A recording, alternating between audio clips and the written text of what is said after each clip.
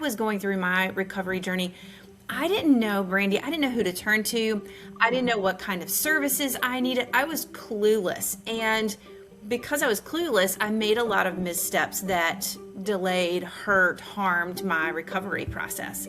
And so that was really what we wanted to set out to do, is to make the process more transparent, to be a person or a group that walks alongside survivors and loved ones.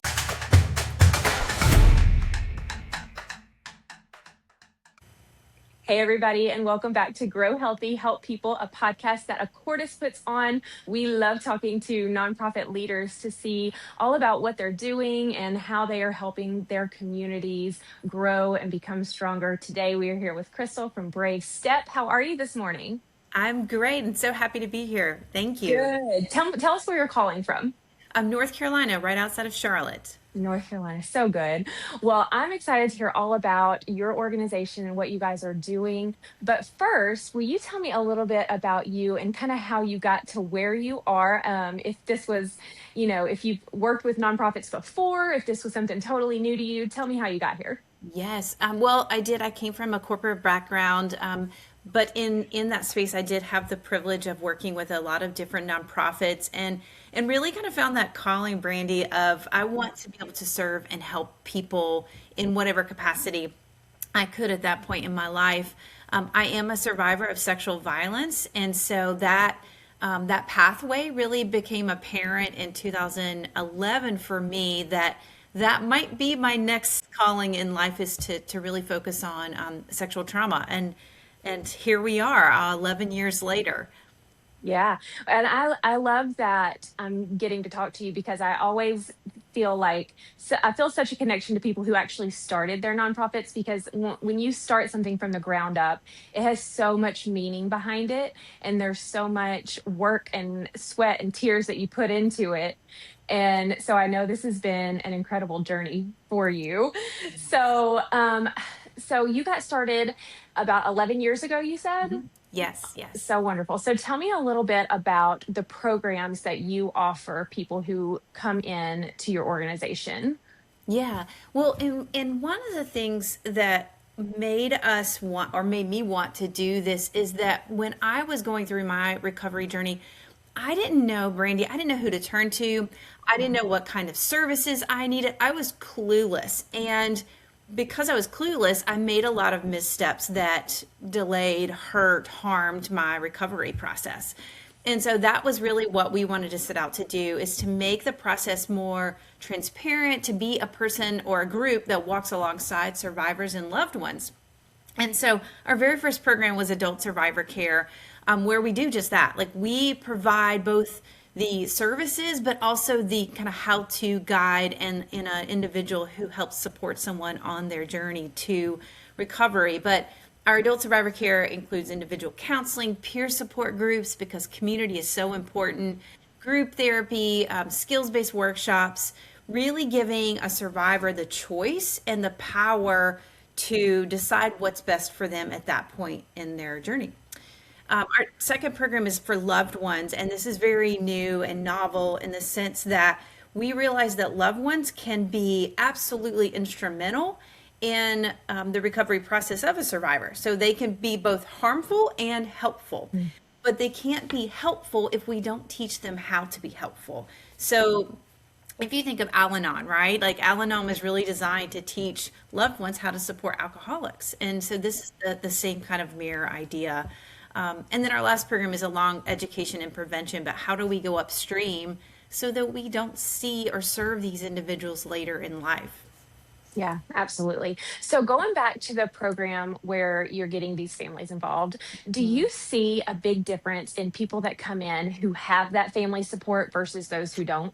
Oh my goodness, yes. And so many stories. And those stories of harm is largely why we started to create the Loved Ones program. I think it's hard. I mean, sexual trauma is hard for anyone. It's hard for survivors, but it's certainly hard to talk about it as a loved one. It's hard to know, like, how do I broach this subject, even if I recognize that it's having a significant impact. And then it's just uncomfortable, right? Like, it is just a subject that no one wants to talk about. But the coolest part is that we have seen such transformation, both as the loved one, but also hearing it from the survivor's perspective, in relationships, like intimate relationships. So the data is showing it, but the stories are so much richer than just the data. That's so incredible. I love that. And I know that, I'm sure it is huge to really see those families come by and support their loved ones.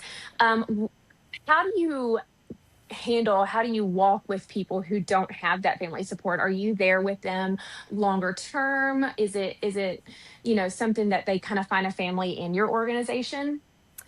So we have a team and then also peer leaders who support other survivors on their journey.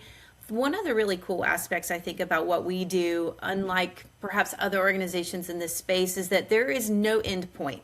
So we have survivors who have been with us 8 years, and they just partake in whatever program or whatever activity makes sense for them and that kind of fits into their life at that moment. And I think that having that open door, always welcome, whether it's 1 year and you come back 4 years later, but being able to be a place where people can come home and get that connection, again, like wherever they are. I mean, as a survivor myself, Brandy, there have been lots of ups and downs. And through the phases of my growth, my needs have changed. And Mm, the sense of community that I want has changed. And I think that we recognize that it is a bit of a ever evolving journey, and being able to have that place for people to come wherever they are in that journey, that's so important. yeah. So as a survivor yourself, you're able to kind of look back and say to people, I've been through this, and this is what I wish I would have had. These are the things that I wish I would have had in my life. This is the support I wish my family would have gotten. You're able to look back and see all of those things very clearly. I'm assuming, like, yeah. Mm, Absolutely. And I think the lived experience, especially in this space, is so critical. I mean, we work with some amazing therapists. I mean, some of the best, at least in this region, at what they do, and it's different coming from a clinical recommendation versus a lived experience recommendation. And I think that survivors connect with that lived experience far greater. While they need the clinical expertise, it's that lived experience that goes, oh, girl, you get me, or man, you get me, whatever the identity, it's connection and understanding. And I think that vulnerability makes people feel more comfortable to come forward. yeah, absolutely. So let's talk about your physical location. So when people come to you, are they taking part in these group sessions and this therapy? Is that all located in your facility, or do you send them to therapists to get that help? Mm, Absolutely. So we don't have actually brick and mortar, and we were really designed that way, because of financial reasons, right? It just costs so much money. But anyone that comes for individual counseling, they will go to our therapist, the therapist that we've connected them with, to their office. And then for any of our group programs, we have safe and secure locations throughout the region where we meet for peer support groups or art activities. But we do have places where we can bring people together to connect. yes, yeah, absolutely. So you said something just now. You said safe and secure. So is that a concern that people are coming in from situations that they fear that they don't that they're scared to go back to, or they're scared that this person will find out where they are? Do you run into that situation often? We do have some situations. I think it's a little bit more prevalent within like domestic violence rather than the sexual violence, and especially since we only work with adults. I'm not going to say 100% that we haven't had that problem, because it has on a couple of occasions. But I think that having a place where only the survivor knows where it is, and then faces that know at least mostly who to expect is showing up, that helps create some safety. So we're really careful with when we share those details to who is receiving them, because whether we're fearing for violence happening or simply their privacy, because, and you know this, Brandy, like this is a subject that people, especially early in their journey, they're not ready to have a flag waving from their car or on their social media handle.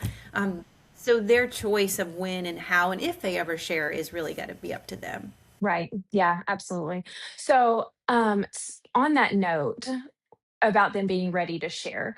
the people come in, how, what would you say the balance is between people who face these situations younger and are just now getting to where they can talk about it versus this is something that happened as an adult and they're facing it all newly as an adult? Yeah, great question. And I would say unofficially 75% of the adults we serve are childhood sexual abuse survivors. So it happened and then, like many of us, you locked it in a closet. It was later in life when it reared its ugly head in different ways. We do see a smaller percentage that are recent sexual assaults or human trafficking survivors, but the majority of our survivors are middle aged who had CSA as a child, and they're just Okay. now, for whatever reason, wanting to get the support that they deserve. Yeah. Mm, goodness. So let's dive into some of your challenges in this organization space because I know there are hundreds, probably. As we all know, there are so many challenges that nonprofits face. But what would you say are your biggest challenges that you face on a day to day basis and just right now in general? Yeah, and you mentioned this. So even when I came from my corporate world and I had a small business at one point, I would say running a nonprofit is harder than any other business out there, which is an ever going challenge, right? It's something to always be up against. I think our subject matter is a challenge in itself because it's a topic people don't want to talk about. One of our recent challenges that we're in the midst of trying to kind of work to resolve is, and I don't have a better term, but I'm calling it right sizing. So 11 years in, we have 1.25 staff members. We're serving across all of our programs, over 300 people. The ability to do it with the quality that we want with such a small staff, it's not where it needs to be. And despite knowing that, we really still want to serve people. But we're in this situation now of trying to right size, so slow down the quantity of programs that we're offering, or really more the quantity of people for now, and then trying to build up that staff capacity so that we can do it with the intentionality and with the care that this subject requires. But it is not easy. We're working on. We've been doing some crunching of numbers to figure out what that staff to client ratio should be, and it really should be 3 to 4 full-time staff members, which we're not there yet. We've worked on implementing some improvements around our case management software, some automations that will help with some of that time. And then we're, actively looking for more funding sources to really build up that capacity to do it the way that we need to do it. But it's a slow process. Absolutely. Well, guys, if you're listening and you're a nonprofit leader, I say this all the time. Running a nonprofit truly is challenging. We all know the fundraising challenges that come with it. But as we're talking about right now with staffing, one thing that we're able to provide at Accordas is a team of people who can do multiple jobs. So instead of hiring an accountant, a web developer, someone to handle your CRM, we can do all of those things at Accordas with one team. And that way it frees up your resources to be able to hire people to really focus on your mission, which is what we want you to be able to do and what you want your people to be able to do. Um, so I would encourage you, there will be a link to Accordas at the end of this show episode. Please check us out if you could use our assistance or have any questions, and we would be happy to answer those for you. So, looking at the future, I know you've already put so much work into this. Do you have, and like you said, you're trying to go at a pace that is good for you guys. So, if all things work out, things are going great, you're able to do everything you wanted. What do you see in the next 5 to 10 years for growth? So pretending we get that lottery ticket that lets us hire a Cordis and build our staff, like, don't we all want something so wonderful? I really see, Brittany, the our big growth potential. Well, one is scaling responsibly. So going back to this capacity and having the right staff. It reminds me so much. One of my old bosses made me read Jim Collins' Good to Great, I believe is what the name of the book was. But it talks a lot about, You got to get the right people on the right bus in the right seats and doing the right work. And we're in the throes of some of that, but a lot of those steps are setting us up hopefully for longer term sustainability and growth. I think that our big growth potential is around our loved ones program. And we really designed it with the awareness that we can only serve so many as a small nonprofit. But the way we design the loved ones program is that we can train other mental health clinicians from other organizations to then do that program within their own four walls. And I think that's the biggest possibility of us serving more loved ones, creating a better, safer community for survivors, and really being able to start to change the narrative around sexual violence. One of the challenges that kind of goes in line with this loved ones program is this, for lack of a better word, I guess I call it a translation gap. But in the world of sexual trauma, it is a survivor's problem, a survivor's issue, and it's really all on a survivor to navigate, to respond to, and it's just not right. Like it is Right. far too big. And I know you know this, but it is so far too big for one person to carry it. And they Yes. truly need a network of support, individually and as a community. And so part of that translation gap is how do we inform loved ones and allies and community members that they have a seat at the table and they should be at Yeah. the table. Yeah. And so that is a work in progress to really be able to allow us, I think, to grow the loved ones program to the space and the capacity Absolutely. that it can be. But it's a never ending job, as all Right. nonprofit leaders know. Yes, absolutely. Oh, 100%. So, question, if so you have a location, if somebody wants to reach out to you but they are not located near you, do you do like the virtual counseling and the virtual groups, or do you connect them with someone in their area? How does that work? Yes. So some of our programs are easier for that virtual component, like our loved ones and our education. All of that we have nationwide. We've served people nationwide for both of those two programs. And then even with our survivor care program, we have some restrictions around counseling based on state parameters. But I would say reach out because we do have other programs for survivor care, whether that's peer support or education that can help them, or we can connect them with a therapist, a qualified therapist in their community. Yeah, absolutely. That's wonderful. So how can the community around you and anybody listening who is passionate about this, how can they help you? How can they support you? Oh, so many ways. I Yeah. mean, one, I think that continuing to learn, as a passionate community member, we all have room to learn. Learn how to show up, learn how to teach our children if we have children, how to talk about consent and body safety. I mean, learning is always my first recommendation because that's how we build an army to begin to combat sexual violence. Certainly, we welcome volunteers, especially skilled volunteers, to fill in some of that lack of staff capacity where possible. For people who are survivors who have done the work and they're in a good place, we love peer leaders. Like, what's what we call a peer leader who comes in to both inspire but also encourage conversations with other survivors. And then, Brandy, you probably know the last one, it's donations. Like we are at it never a loss for funding. Um, and so much of that funding we're trying to allocate to grow our staff capacity to then serve more people. Absolutely. And for funding, they can go on your website and give there. And do you also have social media they can follow to keep up Yes. with things? Awesome. Yes, our website is bravestep.org, and then our handles for all social media platforms is a brave step. Wonderful. So at the end of this episode, we will also have links to their website.